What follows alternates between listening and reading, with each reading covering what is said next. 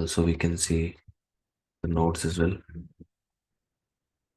If I just write one last and the one command, which is kubectl get all, so we can see all the resources that have been created. So yes, and also our pipeline is successful. After 5 failures, we are able to see completed successfully. Hello everyone, welcome back to my YouTube channel. I hope you are doing great. My name is Aman. So in today's video, we will be going to cover part 4 of the end-to-end DevOps project that we are doing. And in this part 4, we will be going to set up Kubernetes cluster where we will have one master node and one worker node. And the Kubernetes cluster is not managed. We will be going to create ourselves. So we are not going to use any Kubernetes cloud like EKS, AKS, or any other managed Kubernetes cluster because we need to understand how to work with unmanaged Kubernetes cluster. I'm keeping this beginner friendly and you will be able to understand what are the prerequisites that we have to do to configure a Kubernetes cluster. So let's get started and learn how to do that. So in the previous video, we have seen that our pipeline was successful till preview image scan, and after that it was failed at deploy to Kubernetes because of we did not set up Kubernetes cluster, and the same thing we will be going to do in this video. So before configuring the Kubernetes cluster, I would like to tell you one thing that we can use any Kubernetes cluster or managed Kubernetes cluster like EKS, GKE, or AKS, but explain you how to work with unmanaged Kubernetes cluster, because once you are able to configure your Kubernetes cluster on your own, so this way you will be able to understand how to work with managed Kubernetes cluster. It's very easy and not that much hard with managed Kubernetes cluster. And also it includes some of the interview questions like how did you set up your Kubernetes cluster? If I have to configure multi-master node and all those things. So EKS won't provide you that level of understanding. And you don't want to miss that thing that when someone asking you in the interview that, okay, tell me how to do it. So you don't have any clue. Right? That is the very mandatory thing before jumping on any managed tool, whether it's Terraform or whether it GitHub Actions or whether it's any cloud or any services. You need to understand why are you using it and what is the purpose of it. So once we will learn how to work with unmanaged Kubernetes cluster, so I have created one YouTube video where I have demonstrated you how to configure production ready Kubernetes cluster. And for that, I was using EKS and we followed the best practices like I have created private Kubernetes cluster instead of public one. And then we are connecting or bootstrapping into that Kubernetes cluster using Bastion host. So how things works in industry standard. So you can also do that. If you want to do that, so you can feel free to jump on that video as well in the future or like whenever you want. I'll provide you the link of that video in the description itself so you can get it. So for today's video, let's start with the Kubernetes cluster setup. So as I've told you in the previous video that I have running one instance only, and as I deleted few of the instances, 3 instances I deleted manually. So what I'll do, I'll just go to the repository and then I'll just run the plan first. So with this, it will tell me that what are the resources going to be created, and it will save some time for me as well. I'll refresh this. So it should create 3 instances.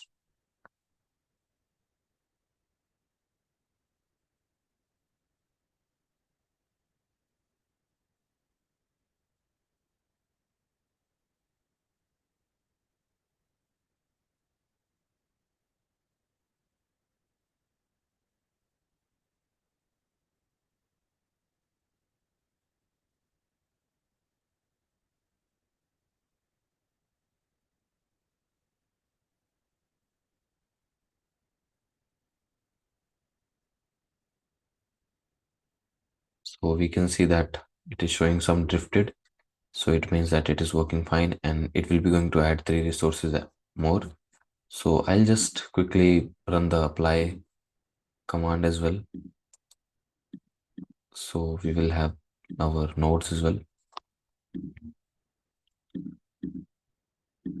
So meanwhile, I'll just remove these extra tabs.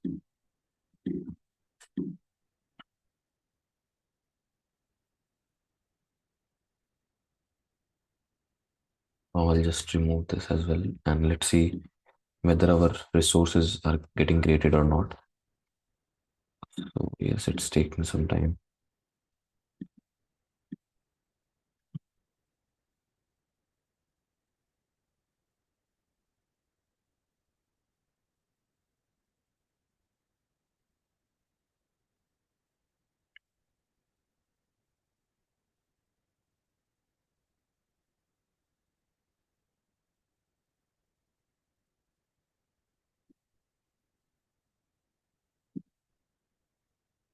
The creation of the instances is been started.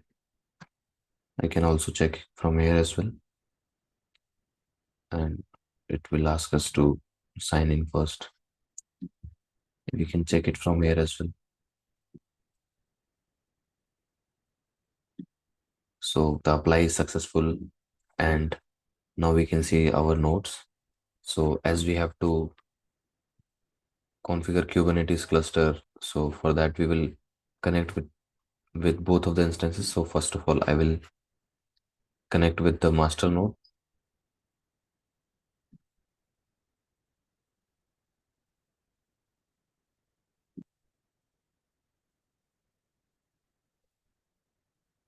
Then I will log in as Ubuntu user.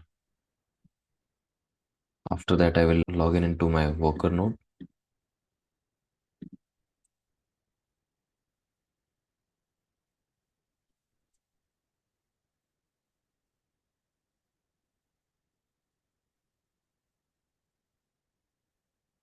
Yes, we are here. So in the right side, we have master. In the left, we have worker node. So let's start. So first of all, we will be going to set the host name for the master. So we will be able to identify what is the node we are using to run the commands. So this is K8's master. So what I'll do, I'll just refresh it. So instead of this IP, we will be able to say this K8's master. And here I will do the same. And this time we have the different name, which is K8's worker. Again, I will refresh it.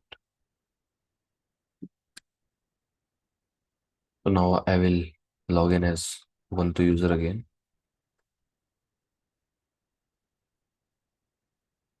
And we can see this is the master node we are able to see. I will do the same thing on the worker node as well. So yeah, we are fine with the node's name, node's host name. And then we have to run the few commands to install kubelet, kubectl, and other utilities. So most of the commands will be going to run on the both nodes, including master and worker. And then after that, few commands will be going to run on a particular node. So I will tell you what are the things that we will be going to do. So first of all, we will be going to run the command where we will export the version name of Kubernetes, and then we are exporting the kubeadm version, which is 1.33.5. So this is on master. I will run the same command on worker node as well.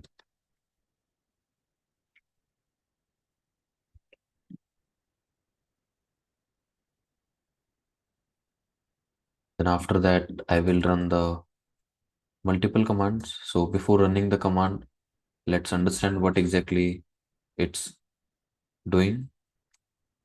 So in the first command, we can see that we are doing swap off. It means that it will disable the swap, and like it is like as we can see the set command as well. So it is disabling the swap by default, and it is for permanent. Okay. So the swap is disabling permanently by commenting it in the etc fstep file. Then after that, we are loading required kernel modules like overlay and net filter. Then after that, we are writing the required kernel modules config to load at boot time. Then after that, we are setting some parameters that is required by Kubernetes related to network sysctl. So this is for that. And in the end, we are adding the system config to enable IP forwarding and bridge networking. So this is all we are applying from sysctl.d that you can see here. And we are writing the configurations related to gates.conf. So I'll just enter and we can see the command is running successfully. I will do the same here and I will run the command here as well. Now we have to install few of the prerequisites. So I will run the update command, and then like CA certificates and other things is prerequisites. Curl and apt transport is by default installed when you use Ubuntu 24, but few of the tools are not available. So I'll just run this command, and also I will run this command on Kubernetes worker node as well.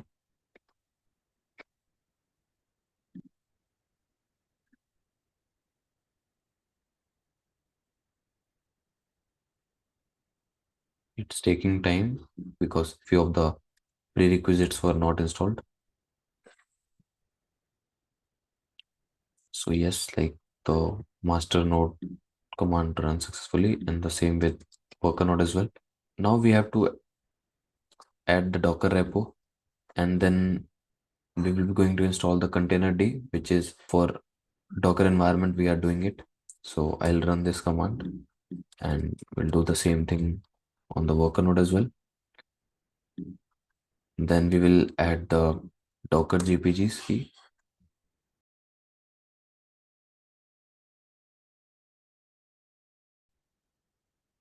Then after that we will install the container D.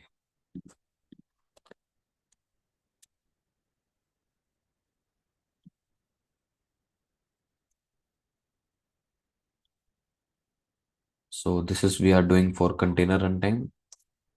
And after this, we will be going to configure our container D for Kubernetes, because that is one of the important steps that we have to do. So I'll just run this command,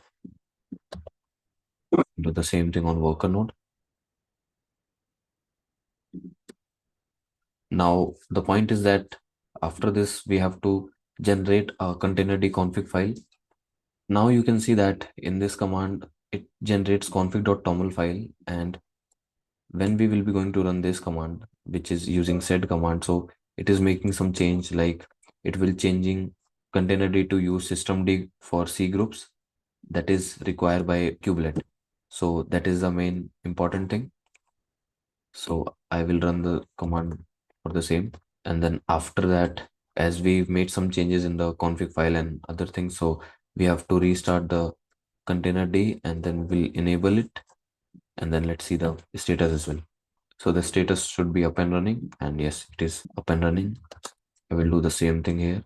So yes, both things are working fine. Now after configuring container runtime things, we have to configure our Kubernetes tools, where we need to install our kubectl and other utilities that is required to set up our Kubernetes cluster. So first of all, for that we need to become a root user. I will become the root user here as well.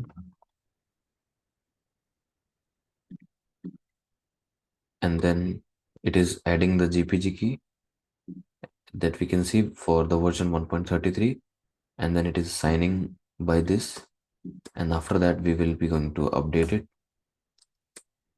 as we are providing the repo. I will run the same command here again.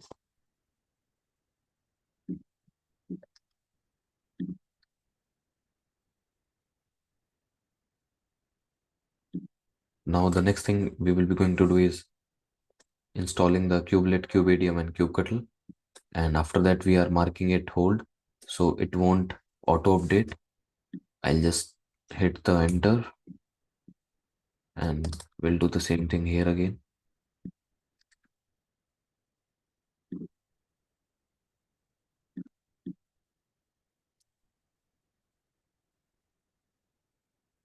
Now the command runs successful for both the nodes. Now the next thing that we have to set up is we will be initializing the Kubernetes master node.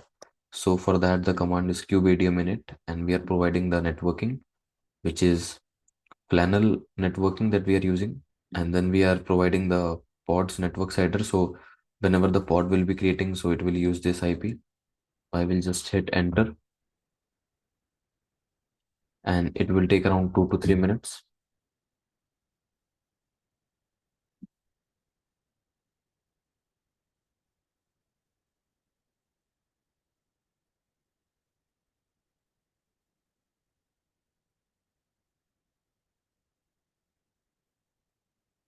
And as we can see, our Kube API server, control manager, all the static pods manifest that used to present here will be going to create. And then after that, getting some set of commands that we have to run to bootstrap the cluster as well. So first of all, we have to run this command, which is to start using Kubernetes cluster. So as a Ubuntu user, I should be able to run kubectl things. Then after that, if we check kubectl get nodes, so you can see that the node is not in ready state. So now we will be going to install CNI plugin, which is very mandatory, because without CNI you won't be able to create pods and all those things. So as you can see that the manifest of the flannel is applied. Now we can see the node which is master is in ready state. And also if I check the pods, so we can see the pods are up and running. Now, as we have our worker node, we want that it should join to this party of this master node. So we got the command that is kubeadm join. So what we will do, we'll just copy this command that provided by kubeadm init command, and I'll just paste it here because kubeadm is also installed here. And we can say that it is saying that the node is joined the cluster. So now if we run the kubectl get nodes command, so we are able to see, so there are two nodes now. And as the cluster setup has been completed, we are ready to integrate it with our Jenkins. So to integrate it Jenkins, first of all, we have to install the plugins that is required for Kubernetes integration with Jenkins. I'll go to the available plugins. Then I will search for Kubernetes. So few of the things that we need. The first is we need a Kubernetes core. Then after that, we need Kubernetes client API. This will be used by other plugins as well. Then we will be going to download credentials and then Kubernetes CLI to run the kubectl commands. And in the end, we will have Kubernetes credential providers. These are the all the sets of combinations to integrate Kubernetes with Jenkins. And that's the reason that we are installing 4 to 5 plugins. So I'll click on install, and it will take some time. I'll click on restart. So as soon as it gets completed, so it will restart the Jenkins. So meanwhile, it is downloading the plugin. The next thing that we have to do is, as we will be going to run our Kubernetes commands, so the Jenkins server needs to connect with the Kubernetes cluster, or you can say that it needs to bootstrap to the Kubernetes cluster.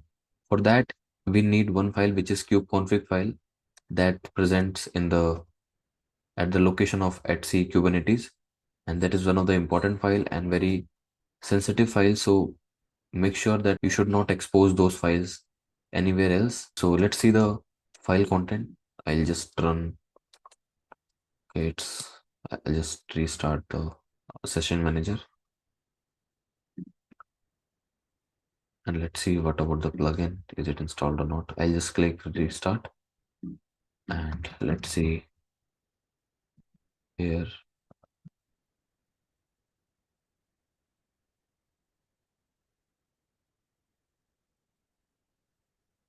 So as I was saying that the config file you will be able to find here. So we can see the config file is admin.conf, and as you know that the permission denied, it will give the error is permission denied. So we need to use sudo for it. And now we can see this is the client certificate data and client key data, which is private key, and all information related to Kubernetes cluster. So anyone can bootstrap if someone will get your kubeconfig file. So that's why I told you to prevent this file from unauthorized person.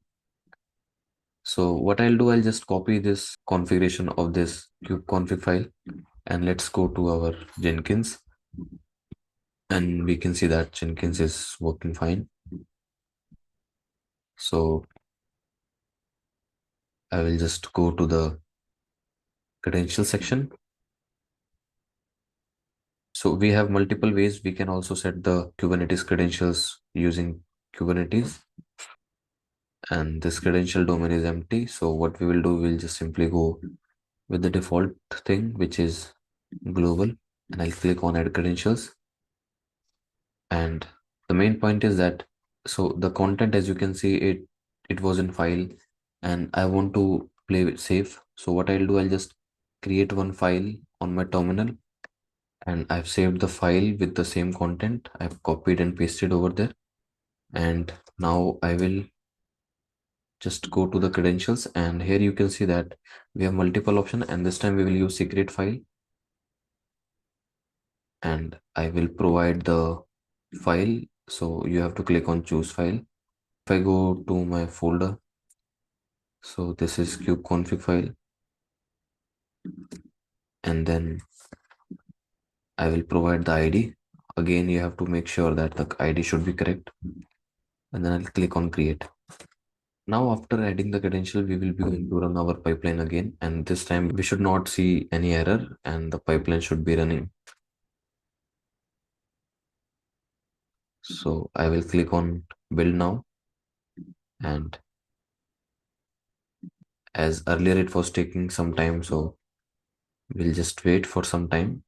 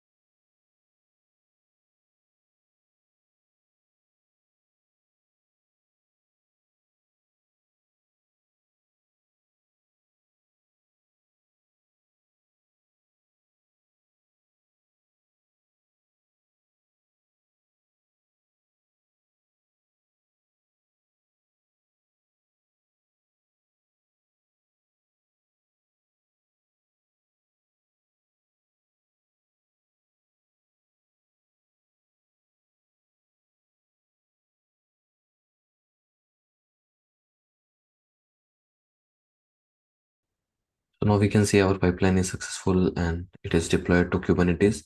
So if I'll just log in here and just check for the pods, so we should be able to see the pods. And for now, I'm getting error. Let's see what is the error. Is it related to kubectl nodes? It's working. Yeah, that was related to permission issues that we did not configure. But no worries, like we can see that our application is running, and if I just check for the service, so we can see that our service is deployed. So as you know that the error was coming, so we need to fix that error because our kubeconfig file is present in Kubernetes here, which is admin.conf. So for that, it should be generally present here in the .cube folder. So what I'll do, I'll just create one .cube folder, and then after that we will just run the cp command, and I will just get the location of it,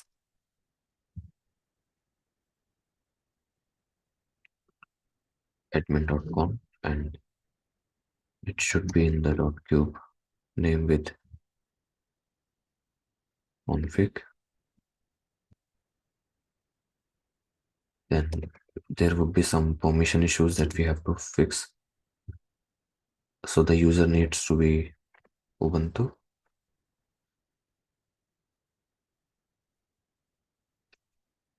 Provide the file name.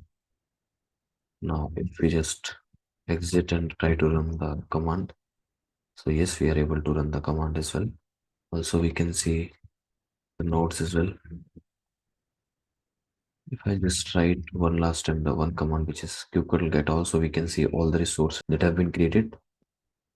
So yes, and also our pipeline is successful. After 5 failures, we are able to see completed successfully. Application, whether it's working or not.